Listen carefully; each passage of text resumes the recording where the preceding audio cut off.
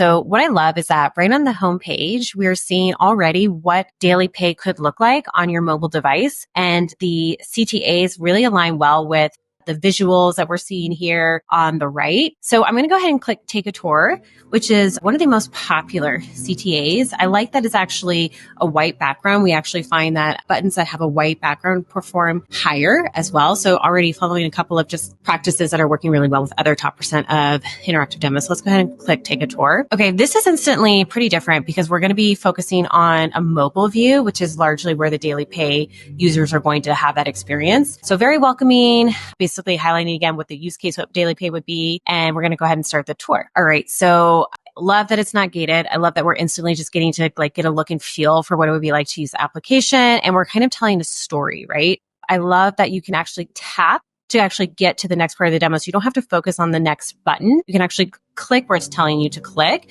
and it's going to take you right there. So that's really perfect. Each box of text is probably no more than 20 or so words, which is really great. You don't want to necessarily put everything that they need to know in one box. You want to kind of just get their feet wet, if you will, on the use case. And ideally, they're going to come back for more. So we're getting towards the end of interactive demos. It's giving kind of that social proof that over 10 million employees use these. I think what would be really interesting to make this a little bit more robust is if you actually, instead of kind of a static graphic, if you actually wanted to add in, let's say, a video of a customer success story where there's a visual of a human kind of talking about their use cases, how it's really helping them. Even just quote, right, with an image of the individual, their title, and them talking about how this is helping them in their day-to-day. I think that would provide a little bit more of that social proof.